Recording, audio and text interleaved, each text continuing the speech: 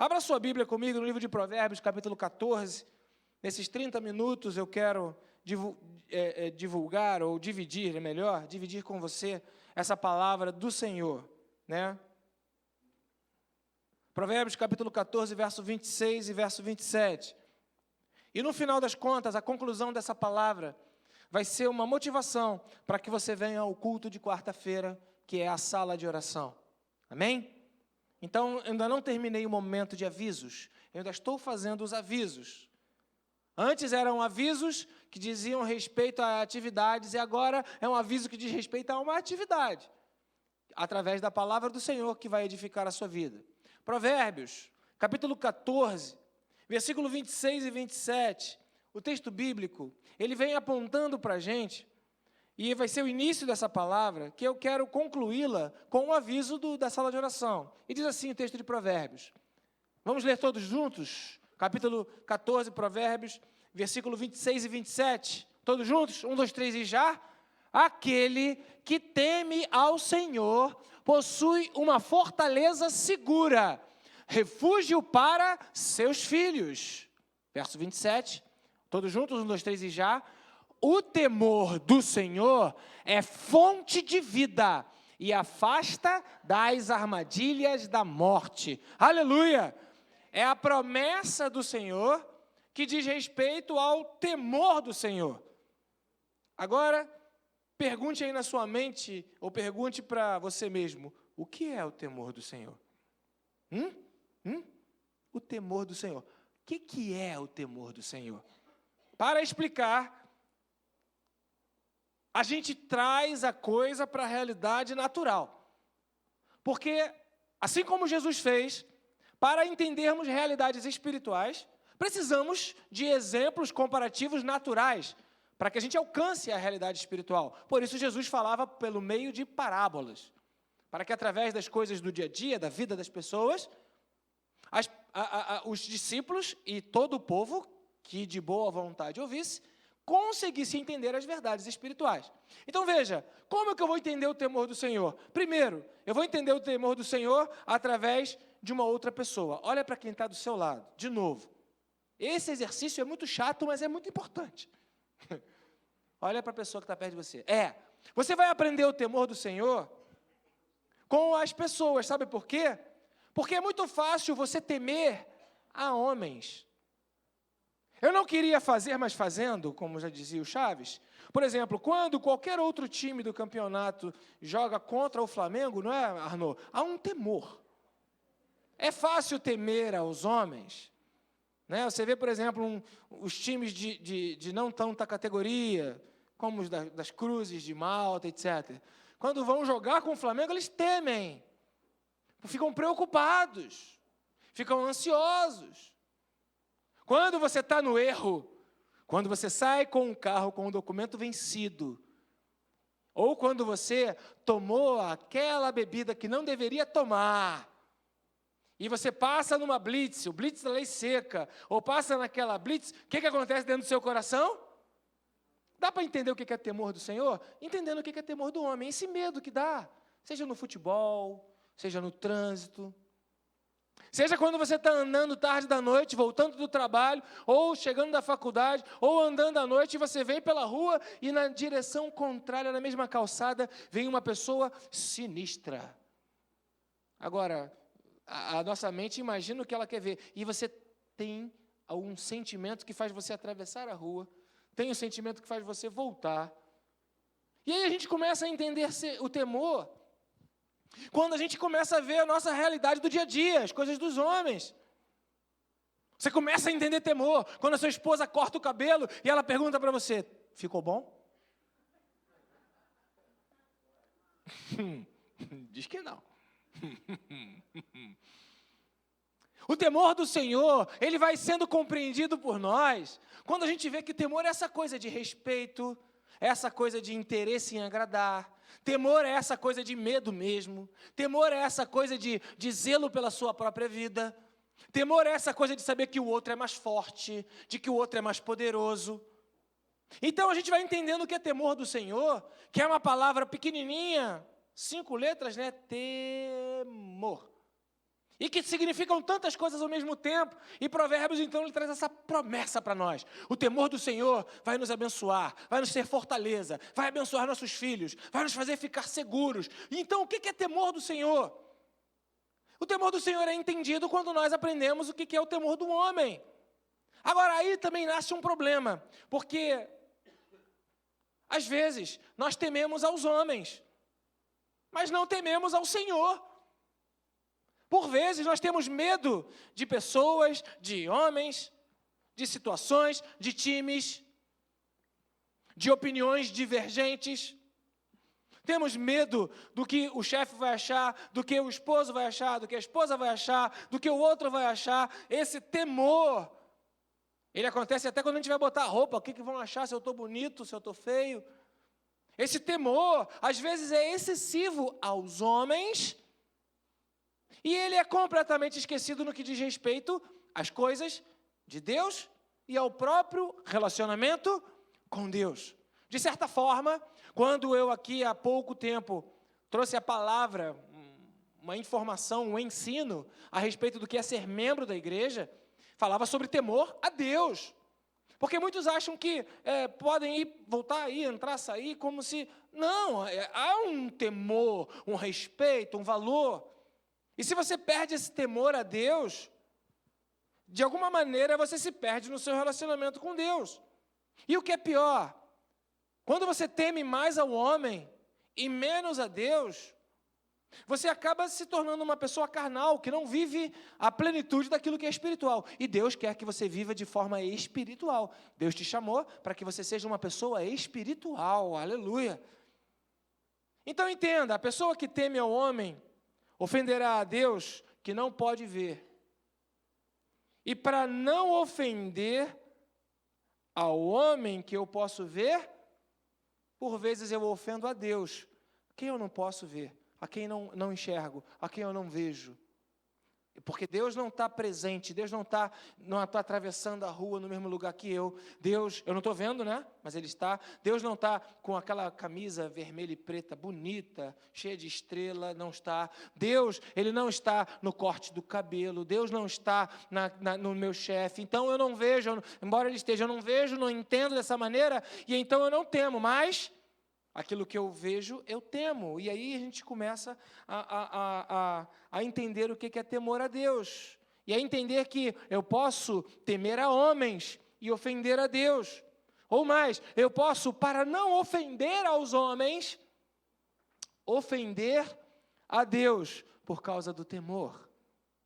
E então, Deus, na sua infinita sabedoria, Ele criou um gatilho, um dispositivo que vai revelar a nossa natureza e que pessoalmente, eu detesto esse dispositivo, esse gatilho que Deus criou, mas foi colocado por Deus e é para o nosso bem e Ele vai revelar aquilo que está dentro do nosso coração e esse dispositivo é, 2 pontos, pressão. Repita assim comigo, pressão. Pressão. Quando somos pressionados, revelamos a nossa natureza. Quando somos pressionados, veja que eu vou chegar no culto de quarta-feira, que é a sala de oração, que é a ferramenta que Deus te dá para se conectar no mundo espiritual para orar. E talvez você entenda a oração como uma mercadoria que você compra. Ah, não gosto de orar desse jeito. Não dá para entender quem pensa assim. Porque orar é conectar com Deus. Mas veja, Deus nos coloca debaixo de pressão. Pressão. Essa pressão é esse gatilho que Deus ele nos coloca para nos ensinar o que é o temor do Senhor. Eu não gosto dessa estratégia de Deus. Eu não gosto de viver sob pressão. E os homens... eles o tempo inteiro nos pressionam, desde pequenininho. A gente é pressionado, larga a chupeta, uma pressão. Tira a fralda, uma pressão, uma pressão. Vai para a escola, tira a nota boa na prova, tem que estudar, uma pressão. Que, aliás, né, tem muita gente velha sofrendo por essa pressão até hoje. Pressão, prova. Faltam 40 dias, pastor. Tem gente aí que está contando igual a travessia do deserto, lá falta 40 dias, vai acabar. Pressão, pressão. Pressão para tirar a fralda, pressão para tirar a chupeta, pressão para tirar a boa nota. Aí você cresce, pressão porque você quer ser amado, adolescente. Pressão porque você quer sair, o pai não deixa, jovem. Pressão porque você quer experimentar o pecado e a igreja diz que não pode, mas eu quero. Que pressão é essa, louca? Pressão porque eu quero beber, fumar, sair, viajar, ser livre. E não posso porque Deus não fala, então largo Deus. Porque aí começa o temor. Ou eu temo mais aos homens e faço aquilo para agradar a minha carne e a todo mundo, ou eu temo a Deus e faço aquilo para agradar a Deus. E então a pressão é uma ferramenta, é uma estratégia de Deus para revelar o que está dentro do meu coração. Eu não sou conselheiro de Deus. O próprio Deus fala isso, né? Quem foi meu conselheiro? Mas se eu pudesse aconselhar Deus, eu falava, não bota pressão para a gente, não. Somos tão pequenininhos, tão pobrezinhos, tão, né? Mas Deus, Ele revela o seu temor, ou nos ensina o que é temer a Ele, quando nós estamos debaixo da pressão. E a pressão vai revelar o que eu acredito, a pressão vai revelar o que eu temo. 1 Samuel, capítulo 13, verso 5, Saul estava debaixo de um momento de pressão. 1 Samuel, capítulo 13, os filisteus, está aqui na tela, reuniram-se, obrigado Flávio, foi rápido. Os filisteus reuniram-se para lutar contra Israel. Olha só, eram 3.000 carros de guerra, 6.000 condutores de carro, tinha um motorista e tinha um motorista reserva, e sem pagar a cota extra por isso, 3.000 carros de guerra, 6.000 condutores de carro, e tantos soldados quanto a areia da praia. Eles foram para Miquimais, a leste de Bet-Avém, e lá acamparam. Segue, a gente vai ler até o verso de número 11. Quando os soldados de Israel viram que a situação era difícil, olha a pressão aí. Pressão é quando você vê que a situação é difícil. Quando os soldados de Israel viram que a situação era difícil e que seu exército estava sendo muito pressionado, temeram, tiveram medo. Qual foi a solução que eles tiveram? Diante da pressão, a natureza foi exposta. Eles esconderam-se em cavernas e buracos. Porque muita gente, quando está vivendo um momento de pressão, prefere entrar dentro de um buraco. Em vez de fazer da oração a ferramenta para anular ou amenizar ou até mesmo destruir as pressões. Então entraram em cavernas, buracos entre as rochas. Mudou alguma coisa aí. E em poços e cisternas. Continua. Alguns hebreus até atravessaram o Jordão, fugiram. Para chegar à terra de Gade e de Gileade. Saul, que era o rei, que tinha esse exército, um exército pressionado, um exército que estava debaixo de uma crise horrorosa, gente entrando em buraco, gente fugindo, gente entrando na rocha. Saul ficou em Gilgal e os soldados que estavam com ele tremiam de medo, pressão.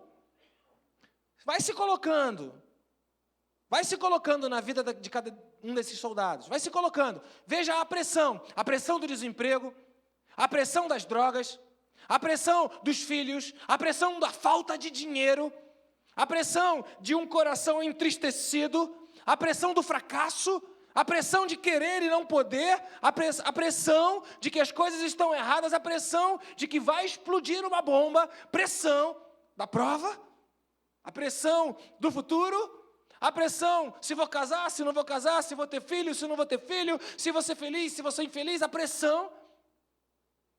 Alguns hebreus fugiram, tremeram de medo, pode continuar. E ele esperou. Porque existe uma coisa que está relacionada à pressão, que é o tempo, que é a paciência. É um binômio. Eles andam juntos, pressão e tempo. Pressão e tempo. Eu vou fazer aqui uma mensagem lúdica para você gravar isso no seu coração. Pressão e tempo. Pressão e tempo. Pressão e tempo. Você vai lembrar disso. Pelo menos o Lucinho vai lembrar, e todos os músicos, quando estiverem ouvindo o metrônomo, que tem um som, quando a gente está tocando aqui, queridos, tem um som que fica lá, tec, tec, tec, tec, para ninguém sair do ritmo. Pressão e tempo. E o pessoal do louvor entende muito bem, porque tem o tempo, e é uma pressão para você tocar no tempo, para você cantar no tempo. Pressão e tempo andam juntos. Saul, então, foi pressionado e segurou. Segurou. Não, tem que esperar. Vai ter uma saída, vai ter uma solução, vai ter uma resposta, vai dar certo, vai acabar. 7 dias. Samuel tinha estabelecido um prazo. Espera aí que eu vou até aí. Saul esperou 7 dias. Mas Samuel não chegou a Gilgal. E os soldados de Israel começaram a dispersar. Verso 9. Então Saul ordenou: tragam-me logo esse holocausto, sacrifício de comunhão. E Saul ofereceu o holocausto. O que aconteceu? Ele esperou. Como não teve a solução que Deus tinha dito que faria, ele deu o seu próprio jeito. Porque a pressão revela o nosso caráter. A pressão revela aquilo que nós tememos. A pressão e o tempo revelam quem você é. A pressão e o tempo determinarão a quem você teme. Vira para o irmão que está do seu lado e diga assim, ó: tempo e pressão andam juntos. Daí vem aquela frase: eu não aguento mais.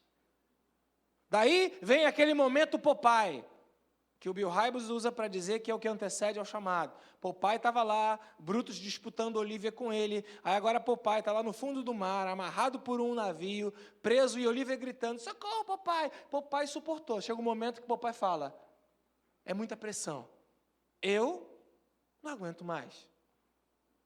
Você vai dizer que não aguenta mais quando você esperar uma resposta de Deus e você não está vendo nada. Os homens você vê. O exército de Saul via os inimigos. 6.000 motoristas de carro, 3.000 carros, exércitos como a areia do mar, todo mundo vindo. E eles começaram a ficar apavorados porque eles estavam vendo. Havia uma promessa na vida de Saul. Havia uma promessa para o povo de Israel. Esperem, Samuel, eu vou até aí, eu vou sacrificar, e Deus vai dar a vitória. Esperem. Mas a pressão revelou aquilo que o povo de Israel e Saul temiam. Pressão e tempo andam juntos. O temor do Senhor, que nos dá segurança. O temor do Senhor, que nos garante vitória. O temor do Senhor, que de alguma forma nos protege, é a nossa fortaleza. Ele vai ser revelado em momentos de pressão. Uau! A pergunta é: quanto você vai aguentar sem ver? Quanto tempo você aguenta sem enxergar nada? Quanto tempo você vai se manter esperando pelo Senhor? O salmista diz: esperei com paciência pelo Senhor. E você? Quanto tempo? Entenda que o temor do Senhor está associado ao tempo e à pressão, e então Saul perdeu o tempo, perdeu a paciência, pressionado, fez o que não tinha que fazer, verso 10, e quando terminou de oferecê-lo, Samuel chegou. Por quê? Porque já não havia mais necessidade de Deus usar o gatilho da pressão para revelar para Saul que ele era Deus. Saul perdeu a oportunidade de ver a glória de Deus, porque não temeu a Deus, temeu aos homens, temeu o exército inimigo, temeu o seu próprio exército, temeu ficar mal como rei, de não ter agido, de não ter reagido, de não ter movimentado. Por isso a frase: a pessoa que teme ao homem ofenderá a Deus, a quem não pode ver, para não ofender aqueles a quem pode ver. Então, Saul foi precipitado, porque a pressão e o tempo revelaram a quem de fato ele temia. E aí, então, logo acabou, terminou, Samuel chegou, Saul foi saudá-lo, verso 11, e perguntou-lhe Samuel: o que você fez? Amados, é o que Deus pergunta para você nessa manhã. 2 pontos, abre aspas, como está ali. Meu filho, minha filha, coloque aí o seu nome. O que você fez? O que você fez? A pressão é um gatilho para revelar o quanto você teme ao Senhor. A pressão e o tempo andam juntos.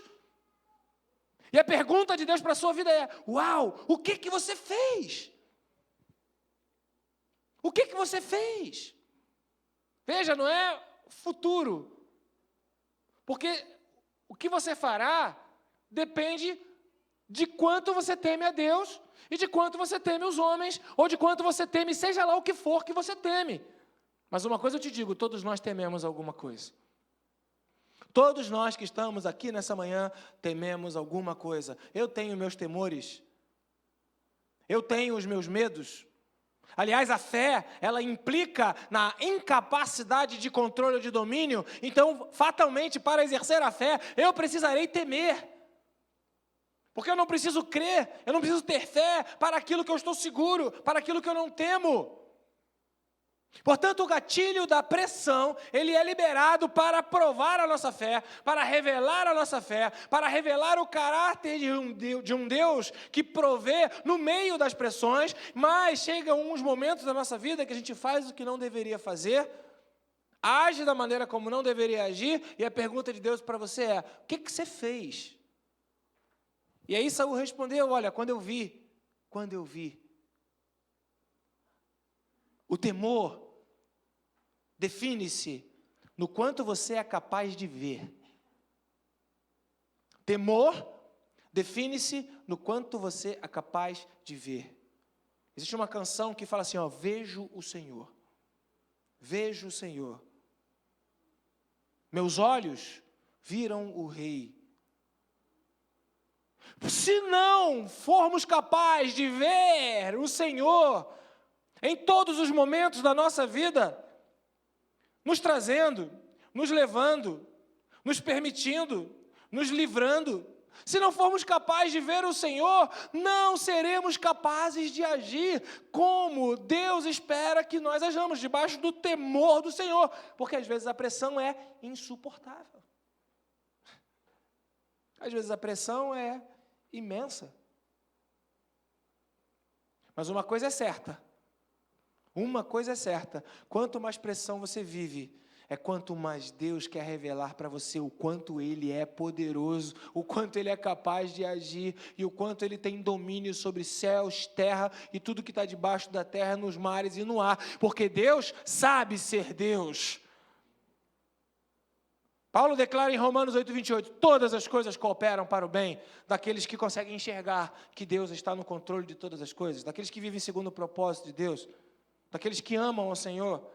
Então, a questão é, o que você vê? Saul viu as circunstâncias, Saul viu que os soldados estavam se dispersando, Saul viu que a promessa não tinha acontecido, não tinha chegado, e viu que os inimigos estavam pressionando, e porque ele só viu isso,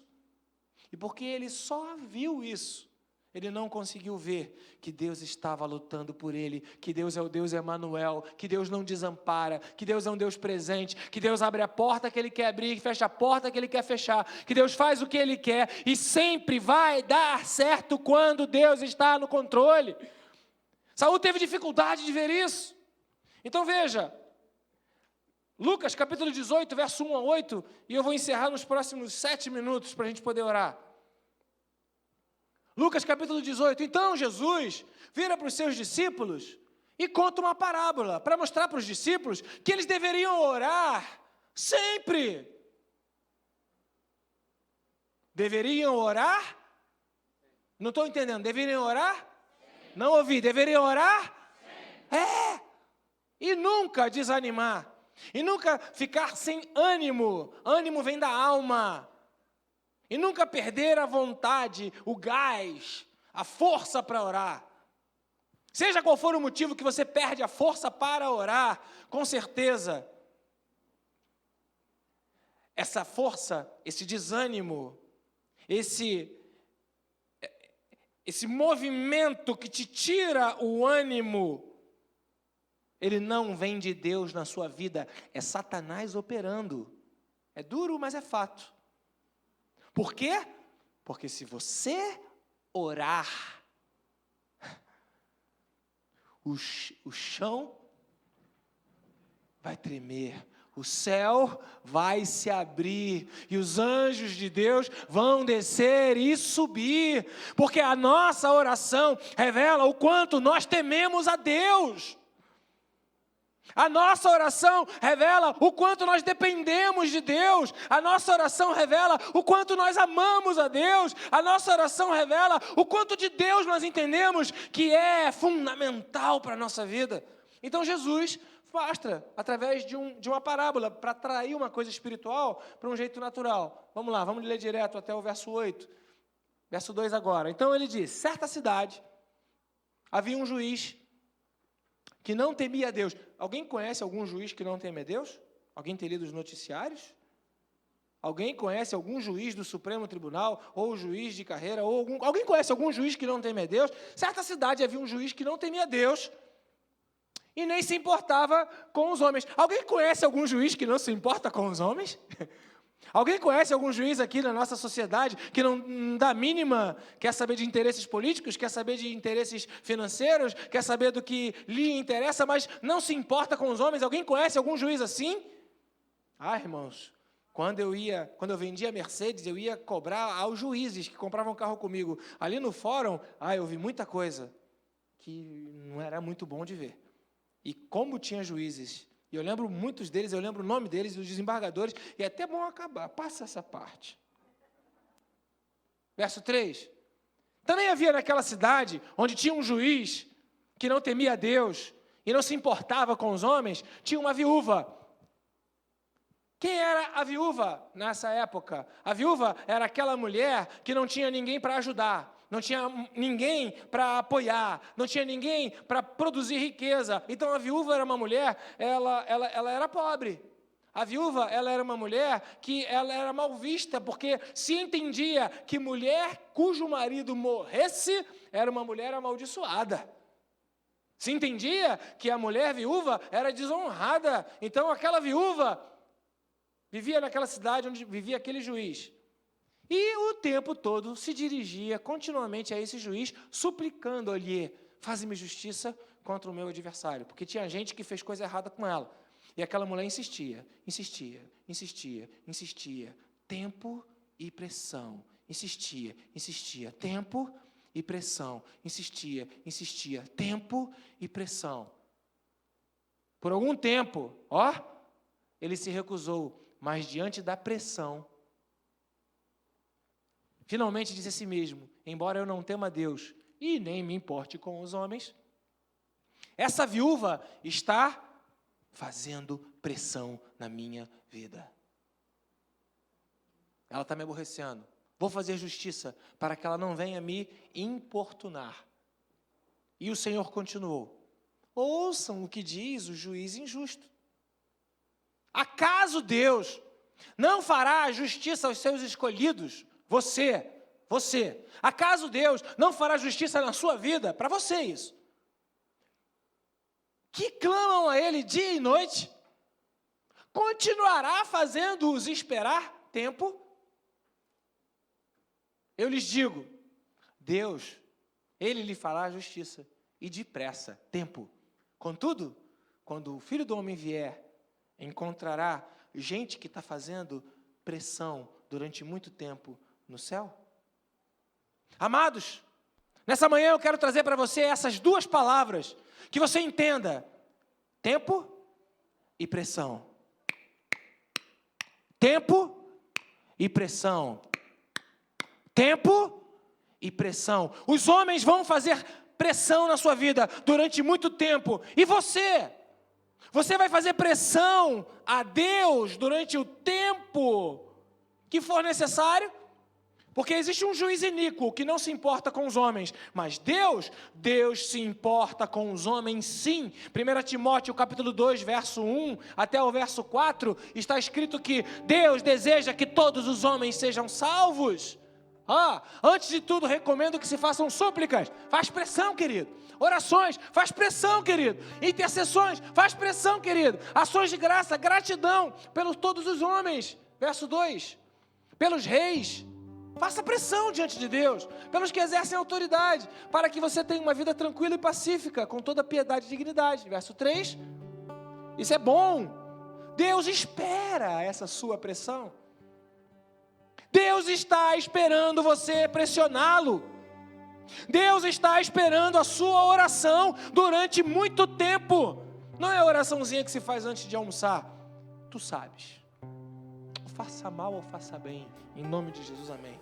Ou como agora é cultura americana, vai no supermercado, tira da prateleira no caixa, Senhor, abençoe esse alimento, que já não precisa mais orar quando for comer em casa. Deus quer que você o pressione. Ele não é um juiz iníquo. Você não vai importuná-lo. O juiz iníquo fala, aquela mulher, ela está me importunando. Deus acha que isso é bom. Deus quer ouvir a sua voz, Deus quer ouvir você, Deus quer você orando.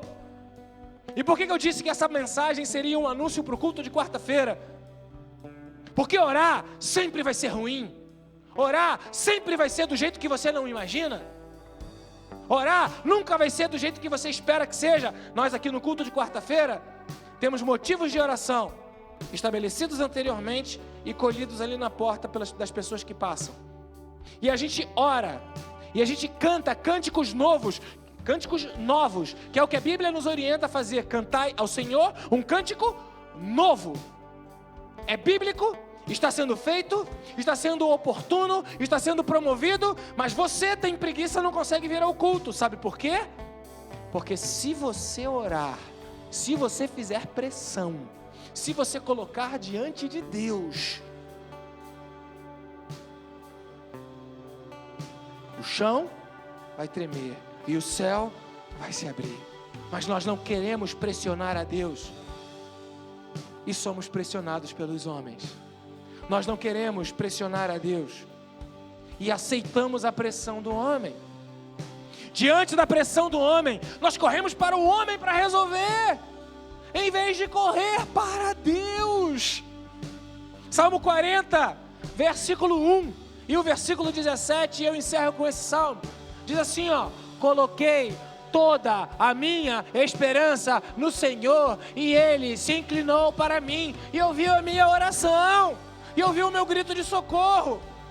Verso 17, quanto a mim, eu não tenho saída, eu não sei o que fazer, eu não tenho recursos, eu sou pobre, eu tenho necessidades, mas o Senhor se preocupa comigo, o Senhor mantém a atenção na minha vida.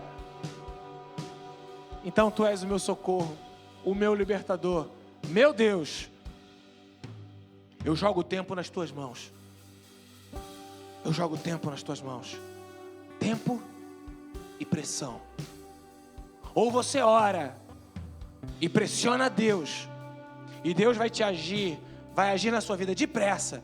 Ou você será pressionado pelos homens e você vai fazer o que não deveria fazer, e Deus vai te perguntar: o que você fez? A saída para anular, para amenizar, ou até mesmo para destruir a pressão que os homens fazem na sua vida, é a oração. Fique de pé, querido. Se você puder, quarta-feira, 7:30 da noite, nós temos um culto, sala de oração, onde nós oramos e produzimos ao Senhor um cântico novo. Se você está vivendo uma vida de pressão, é desse jeito que vai acontecer. Sabe por que você não gosta do culto? Sabe por que você não gosta de oração? Sabe por que você não consegue se demorar muito tempo em oração? Porque falta o temor do Senhor. Mas eu tenho uma boa saída para você, amém? Deus tem uma saída para você, amém? Todo tempo é tempo de você ser moldado pelo Senhor de novo. Se até hoje você fez o que não devia, se até hoje você agiu de maneira imprópria, Deus te dá outra oportunidade hoje. Deus tem poder para fazer tudo acontecer a partir de agora. No dia que ouvirdes a sua voz, não endureçais os vossos corações como fizeram no passado. Quebrantamento é uma mudança de atitude, é ceder, é amansar o coração, é se colocar no lugar de que você precisa ser colocado. E oração é quando você faz assim, ó, eu me submeto a isso. Hoje, pastor, eu não posso vir quarta-feira às 7h30. Eu trabalho, eu estudo, eu tenho a faculdade, eu tenho compromissos na minha casa. Se você quiser, você vai dar um jeito, você vem. Não precisa vir toda quarta-feira, se não der. Vem uma, vem duas, mas vem. Mas eu não posso vir a nenhuma. Então hoje, às 5 da tarde, tem oração que a igreja está propondo. Hoje, 5 da tarde, oração. Diácono Alberto estará lá no 2º andar, levando a igreja ao movimento de oração. Hoje, às 5 horas. Sabe por quê que a igreja promove esses momentos de oração? Sabe por quê que eu estou dando esse aviso tão demorado sobre o culto de quarta-feira? É porque é a ferramenta que Deus tem para te livrar da pressão do homem. É quando você faz pressão a Ele. Deus não é homem. Deus não é homem. Pode pressioná-lo. Ele gosta. Ele diz que isso é bom. Você, quando é pressionado, não gosta, porque você é homem. Mas Deus não é homem. Se você pressioná-lo, se você orar, se você ajoelhar, se você clamar, se você jejuar, Deus vai estar feliz, alegre, sorrindo e sem demora, depressa. Porque pressão e tempo andam juntos. Deus irá abençoar a sua vida em nome de Jesus. Amém?